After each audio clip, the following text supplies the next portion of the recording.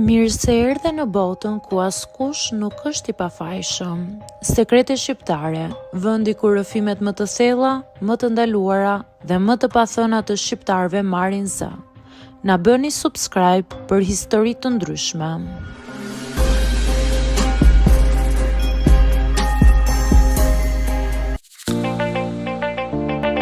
Jam 22 vjeçe dhe jetoj në fshat. Jeta këtu nuk është e lehtë, por është e sinqertë. Nuk ka shumë zhurmë, nuk ka shumë luks, por ka shumë punë pafund. Çdo ditë e imja fillon herët. Zgjohem para se të dalë dielli, kur ajri është ende i ftohtë dhe gjithçka është në heshtje. Vesh rrobat e punës, lidh shamin dhe dal jashtë. Obori më pret çdo mëngjes njësoj, me balt, me erdheu, me zhurmën e kafshëve që presin të ushqehen. Kafshët janë bërë pjesë e jetës time më shumë se sa mendoja ndonjëherë. Kemi lop, pula, gomar dhe disa kafshë të tjerë që kërkojnë përkujdesje çdo ditë. Nuk ka pushim, nuk ka sot jam i lodhur, ato varen nga unë. Në fillim gjithçka e bënim bashkë me burrin tim. Zgjoheshim bashkë, dilnim në obor, ndanim punët, kishte lodhje, por kishte edhe një lloj harmonie. Flisnim gjatë punës, qeshnim për gjëra të vogla, ndanim çdo moment. Por me kalimin e kohës, kjo gjë ndryshoi.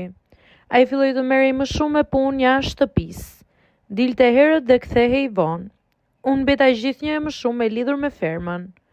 Pa e kuptuar, dita ime filloi të rrotulloj vetëm rreth kafshëve. Në mëngjes ushqeja një nga një, pastaj pastroja stallën, mbushja ujin, kontrolloja gjithçka.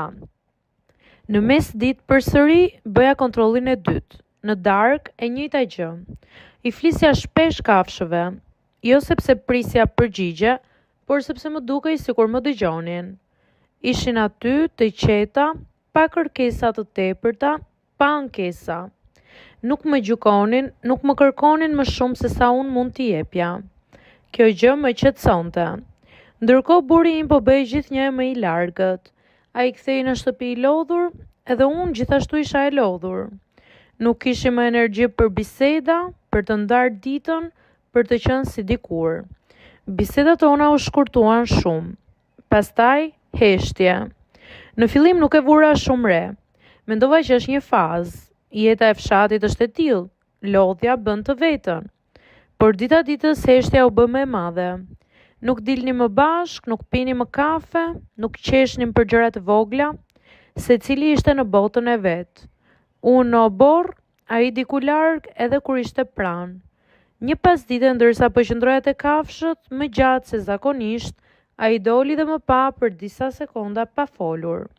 Pastaj më tha: "Ti rri më shumë me gomarin se sa me mua." Qesha lehtë sikur të ishte shaka. "Po dikush duhet të merret me to," i thash pa e menduar shumë. Ai nuk qeshi, ishte serioz. "Duhet merresh dhe me mua," më tha. Ajo fjali më goditi, por nuk reagova. U ktheva prapë te puna sikur asgjë nuk kishte ndodhur. Brenda meje diçka filloi të më mundoi. Ditët vazhduan njësoj. Unë vazhdoja rutinën time duke u marrë me çdo detaj të fermës. Çdo gjë duhet ishte në rregull. Çdo kafshë duhet ishte e ushqyer, e pastër, e kontrolluar.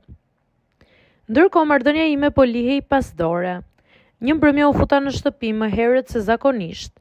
Ai ishte ulur vetëm duke parë në heshtje. Nuk kishte televizor, nuk kishte telefon, thjesht të rinte. Ula pranë tij. Heshtëm për disa minuta. Ishte një heshtje e rëndë, ai lloj heshtje që të bën të mendosh për gjithçka që nuk e thën. Dhe aty për herë të parë e pash ndryshe situatën. E pash veten time nga jashtë. Një gruaj që jepte gjithçka për kafshët, për punën, për detyrimet, por që kishte haruar të kujdesej për njeriu që kishte në krah. "Ke të drejtë," i thash. Ai më pa i habitur. "Jam marrë shumë me punët dhe të kam lënë pas dore." Nuk foli menjëherë, pastaj më tha: "Nuk dua shumë, kërkoj vetëm pak kohë nga ty." Ajo fjali më preku më shumë se çdo ankesë. Nuk po kërkonte diçka të madhe, vetëm vëmendje. Atë natë nuk dola më jashtë. Qëndrova me të. Folëm gjatë për herë të parë pas shumë kohësh.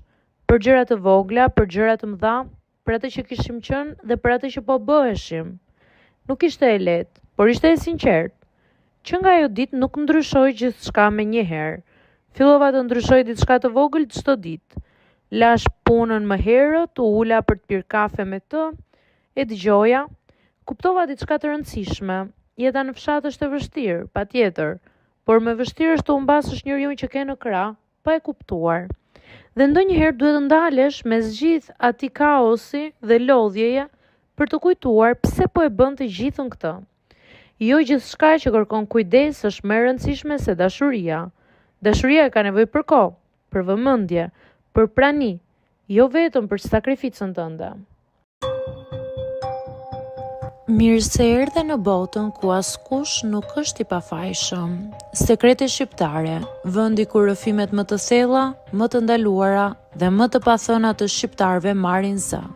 Na bëni subscribe për histori të ndryshme.